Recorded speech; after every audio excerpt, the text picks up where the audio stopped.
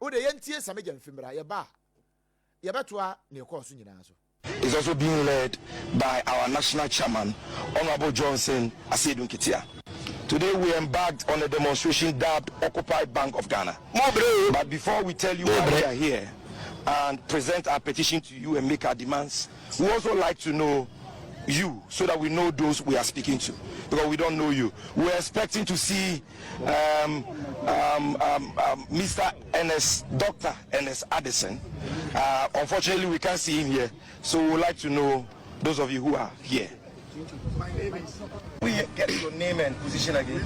Wing Commander Kwame Asarabwati, retired Director Security. Bank of, I'm retired, sir. And also a council like you, please. So, minority leader will respond. Okay. So first, let me say that I feel very disrespectful of your position in Parliament, for a simple reason that we demanded to present a petition to the governor of the Central Bank, otherwise known as the Bank of Ghana. The governor has 2 deputies, namely Deputy 1 and Deputy 2. Unfortunately, he has decided to disrespect us, and his 2 deputies has also decided to disrespect us. We never said we are going to present our petition to the head of security, responsible for security, with all due respect. You are not the one responsible, and we will not give you our petition. Let me also say that, in summary, we will hold you accountable, particularly the governor. We are demanding his exit. And now that he has decided to disrespect us, we will not present our petition. We will go and come back again. We will come back here again. And we will come back and demand to see him in person. The crowd you've seen is just the beginning. We will come back again. And I assure you, trust me, we will come back again. We will come in here. If he thinks that the IMF is more important than the Parliament of Ghana, if he thinks that the IMF is more important than the people of Ghana, he's here because of the people of Ghana. So let him deal with the IMF, but we'll come after him. We will come after him. Until we see him, we are not stopping. This is just the beginning. A lot more will happen. So, on that note, we mean no disrespect, but we thank you very much. I will be protesting again and hope that we will be meeting him. Until we see him, we will not stop occupying the Bank of Ghana. We here near see our Bank of Ghana. 3rd September 2023. Sans yes, say at Yasefo, in fact, I will for one more touch my ampra, Nefrat Yasefo. Now, we now metina sitting and busa question be say, and to your politicians, you know, I'm taking Ghana hyper. What will be in there? The politician cash one word that hour. Ghana, I am a row. Hey, your politicians are, you know, I'm to Kromha, you know, I'm taking Ghana. Hey, what will be in? The politician cash one word that hour. Ghana, I am a row. As some no ye so critical. Now, when you know, some judges so can become home. Yes, it's not surprising. And Addison is a coward, and we had stated earlier on that we were sure he won't show up, because I mean, for 7 years I've been on the Public Accounts Committee. The Public Accounts Committee invites the Bank of Ghana at least twice a year. He's appeared only 3 times in 7 years, so it's not strange. But I mean, it's the height of disrespect that we will come here and he will send the watchman at the Bank of Ghana to come and receive the petition. Okay, the watchman should come to Parliament as well. When next he needs anything from Parliament, he should send a watchman, because we won't have time for him as well. But we will be back. He has given us an impetus to come back, so we'll be back. And apparently we'll to rest, and then we'll come back again. Well, yes, I'm George and Samuel Kai. I was joining your Facebook, and so SOMPA 106.5 FM Accra. Now, Behadi. I feel mommy and before one more demonstration, no videos, no kakra. Now, and near my dear because of some George Tressa, atemdidie ma wom se yebesoma the chief security or wing commander our retirement head of security our Bank of Ghana no abeji petition on behalf of Bank of Ghana governor, but safo nyina ye din in defense of Nana Jantua say yesoma Nana Jantua so abeji petition on behalf of the first gentleman of the land. Na ebinom nso feel say disrespect na eno na ma me hu say mamanyofo na mo no mu okrom ha no wo mu nyina abekro nsa ne enura we ye ya na wo opposition we ko opposition a ono so the same thing no koye na politician case wonu odadawa ya na eyama werɛ ho enso ye de enwure de ahye wo mu nyina mu ena ye bre mo bre oh yes mo bre ai na edin na kofa democracy under attack demonstration ne baaye eno ne the question a e wo si ebusa yeti krom ha na minia Caleb Kuda ekocha kasa na oman na kra e de aba oman yi mu de menu mienu sika akra de abegu oman yi mu na egu baabi a esei ma okocha ye kire oman ni wiase nyina se ye de sika akoto cars abegu Ghana ena cars na say ye chene bro no e wo Ghana ha that time na democracy was not under attack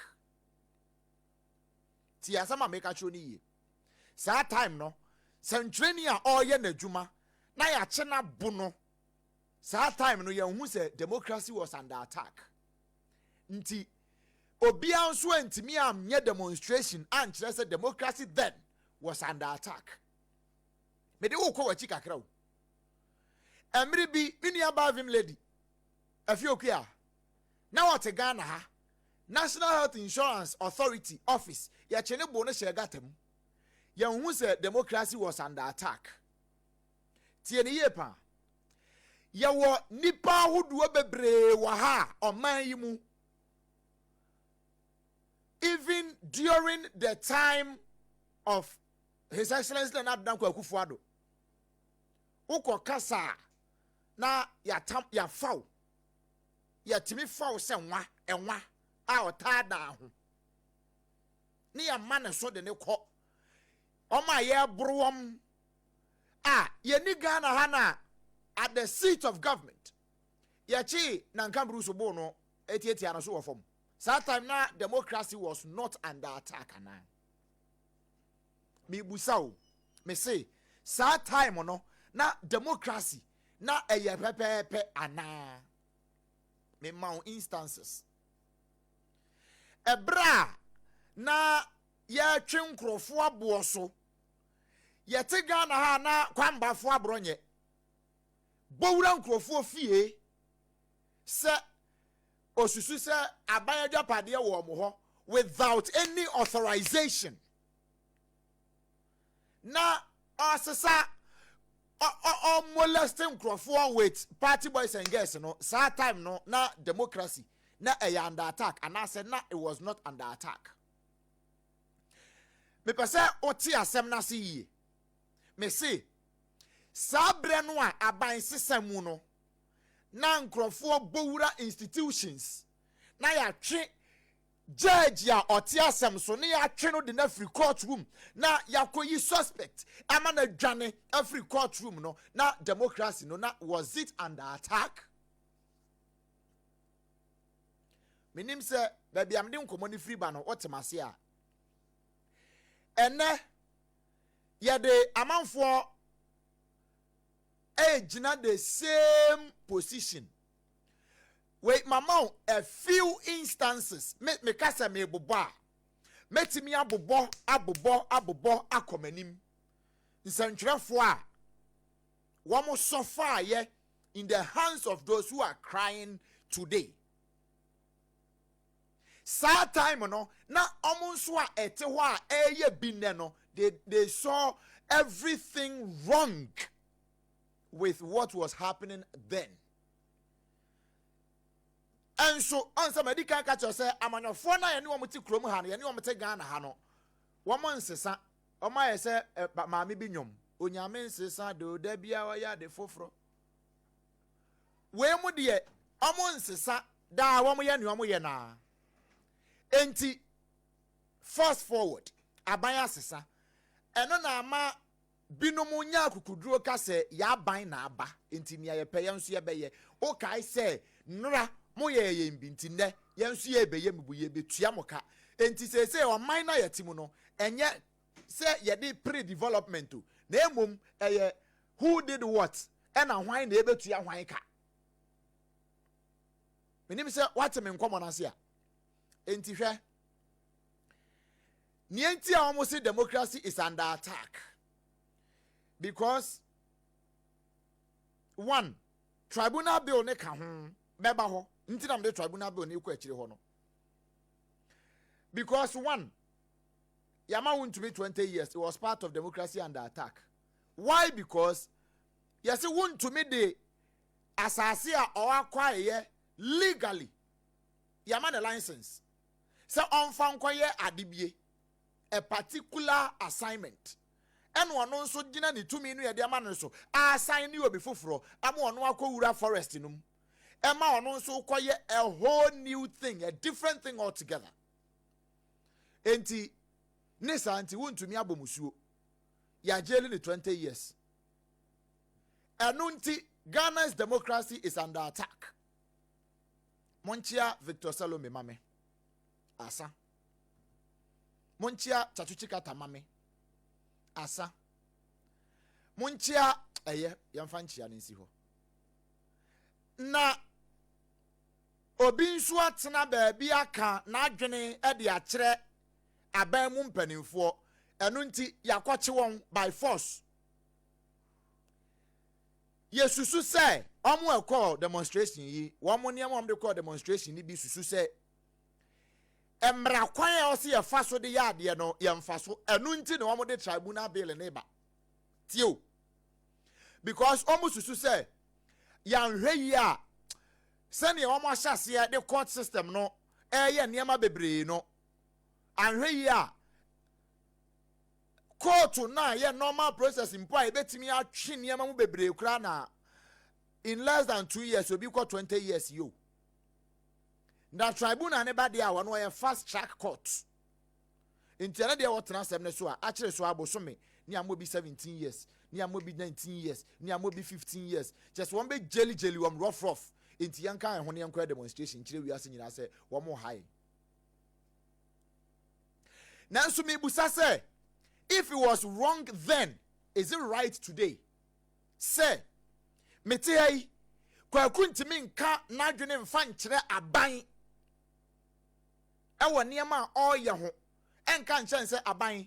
Ade a wo ye die enye entijai. Onka nokure o. Na ontimi so nka nokure.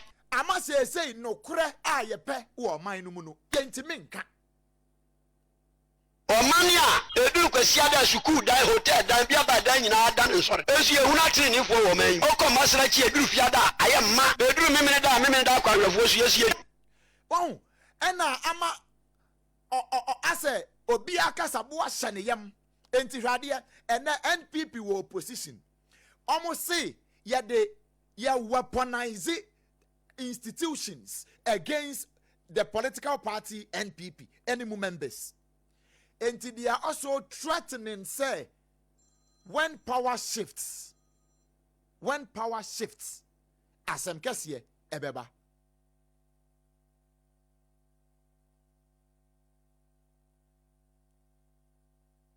Okay. Enti akoye asem kesiye eda wo manum say Oka wadwene de kire aban be weaponizing state institutions against you.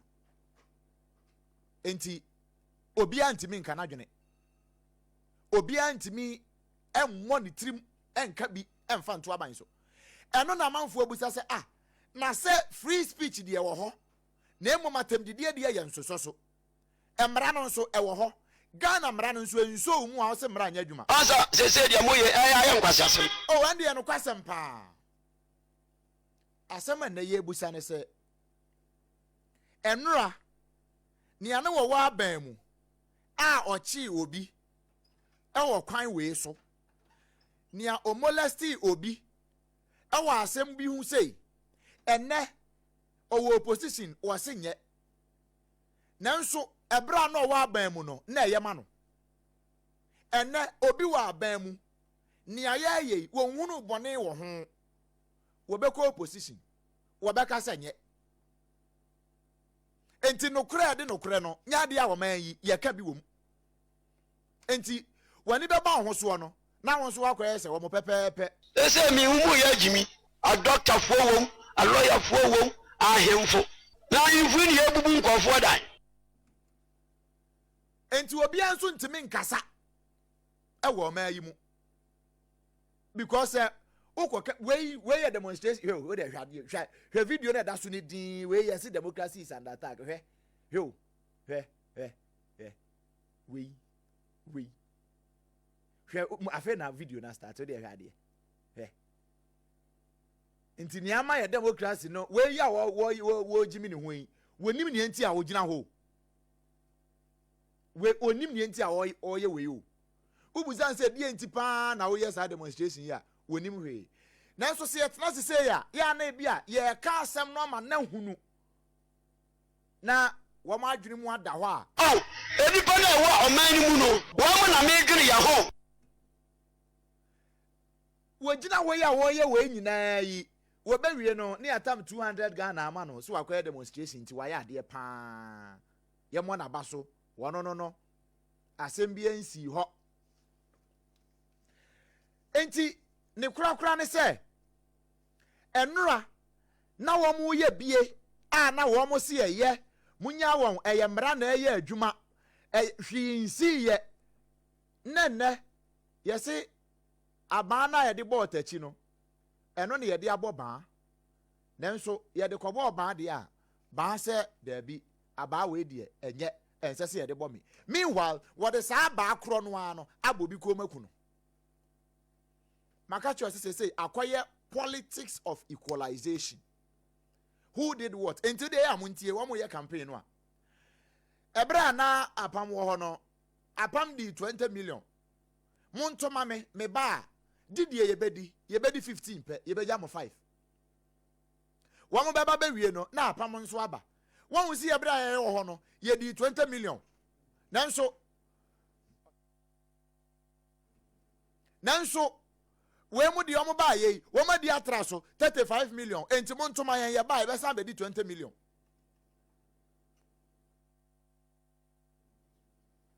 wahu enti ama asam no wo ka wo hunu sa ne ye sa wo ka no kwasie because wo na wo ka bie na wo akoye third person wo mo ntem na wo no wo akoye third person e de ama wo na in the coming days no and somewhere ebe pie free wo man we mu no nya asem kuma and na de ye mfrefra ho fe kura na ye hyase in the coming days no and somewhere ebe pie de free wo man we mu no ane wo mu a bia won besusu senka won betimi akwa demonstration bi nso wo mu ntimi nkọ including wo mu wa ban na mu. Enti se demonstration ye de be spell out and say ye de be kire grievances e de a kire ban na ban so wo be na say hey who all right say call demonstration na mo menso no all right say metie wa na mintie o enti what shows say ye democracy no ene na eba under attack.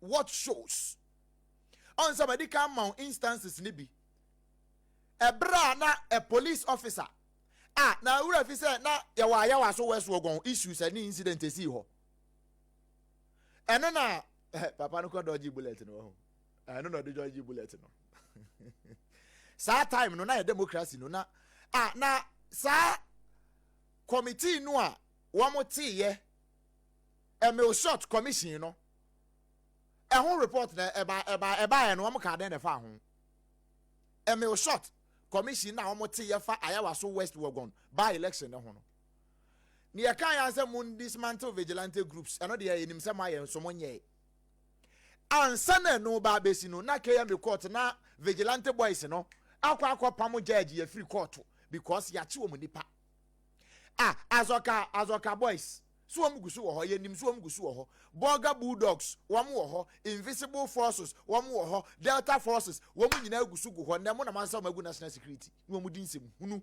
gu ye so sabamba wo national security sisia enyo no na edi ani mom kopam KM fo no kopam judge wo KM court no enyo no na edi o anim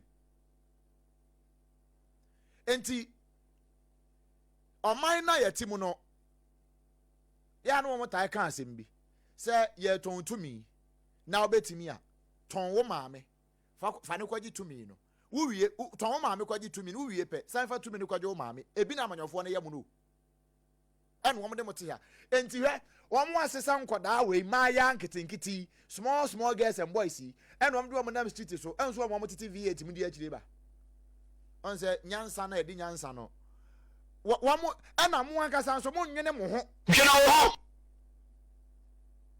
osidai hwena wo ho wamu nwene wo mo ho enti because o man na etim no amanyofo no se wo ye nia wo wakoma pe e de ma wo a onya wo ma nkodi nsem hunu se ma no enti wamu de mu bedi nsem hunu se ya enwa we ahun se na jidin kikita no e de na gumi womo asesa niema na agumu a yewi ani aka kire mo se mabunu ne te ha ena nubone ayo omoma ne omo gina ho yeye o ena womo san so wo so anopa mi be ka wunyansa ese ye kanyansa sem de kire mi ni aga na ni no watena ho sa amanyofo no mfa ne nya sansem hunu yi hwena wo ho wannwene ne ho o omani a eduru kwasia da school dan hotel dan bia ba dan nyina dan nsore esu ehuna tiri ni fo wo man okọ masra chi eduru fia da aye ma eduru memene da kwa rafo su yesie enso he oman na ayetimu no ni emu nipa ne bia ye we mu demonstration say ya na ye de ombe say wo mu di akire say nsu wie na say aban no sesa na aban ne ba ni aka chem say mongo fam certificate mra mubenu mu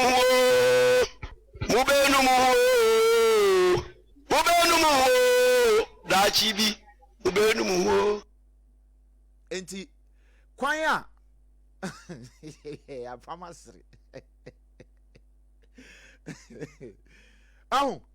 enti omudi mu be jimi say ya zemhunu say ya omai na ye chechire no ye busa se aso kafrao se mimi nia mepe na meba meye upo umpo eno ana meye se ugitum se unyintum emfa me ho untimi nso nka nkire me nia memenye nia mepe no eno ana meye ugitum sa ye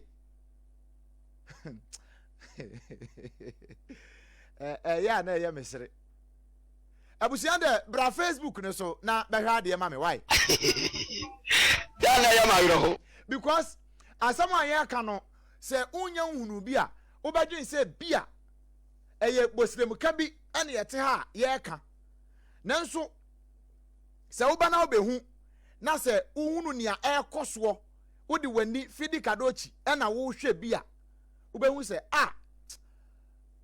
oman no yenyina yie kura nanso ye be koya nim asem ka sie pa edo oman ne so hey tuma gina ye adwuma no se wadwunu ye adwuma nko ye sa de we yo se obi se to aba mame na munyae chamkwase dede nko ade munyae chamkwase dede nko ade munyae enre bi siye enye adenti na yes and repeat what happened enra na enye no na ye wi abefre ye ho se ye oman a ye gi kabi mame nka bi edi etumu se oman ye enti dian na wasa ye se oman edi ade potin ena wasa oman no ye we ya ye wa hai ye bebie phone lines na tuma mamanfo na ba be ye politicization, equalization ɛwɔ nsɛm wei nyinaa ho. Asɛm baako a ɛda pono so a ma ɔmo yɛ demonstration nnura no medical catch sɛ ɛyɛ tribunal bill no ɛka ho. Na bill no me nnura na me kenkan bill no mu nsɛm kakra ɛna me hu ɛnneɛma bebree wom ɛwɔ bill ne ho. Na mehwɛ din na mse da bi wei ɔmo a ɛte mmara n'ase ɛwɔ mmara mu no ɔmo na ɛso ɔmo kyerɛkyerɛ yɛn nsɛm wei ase. Na yɛbɛkɔ ahoma ne so na yɛne mpanimfoɔ adi nkɔmmɔ ɛwɔ nsɛm wei ho, because sɛ yɛka tribunal bill a na mehwɛ setup no kwan ɔmbɛfa so ɔmbɛset up district tribunal setup no wobɛfiri wɔbɛsa akɔ region sɛne ɔmbɛyɛ setup no de afa na mehwehwɛ nneɛma mu din na mese sɛsei no ɔmbɛyɛ no na sɛ pepa so deɛ yi ɛyɛ fɛfɛɛfɛ yi sɛ saa deɛ a adɛn nti na manfoɔ su adɛn nti ɛna ebinom su sɛ weideɛ asoɔ mu twa kɔntɔmmoa deɛ fa yɛ ko akyi, because entiteɛ ne nsusuɛ ne bi ne sɛ na no wɔm si ora ɛnyɛ adwuma biem. Ora a wɔn tena ase yɛ dede wɔ ha nyinaa no ora agu yɛmfa so ama so. Enti saa de a yɛmfa the tribunal system no mmra na yɛmfa ma deal with oral cases na court na aka no ho ntɔ no secret na na mayi ama wo no o de me yɛnkɔ ahoma no so mmra yɛbɛwuram.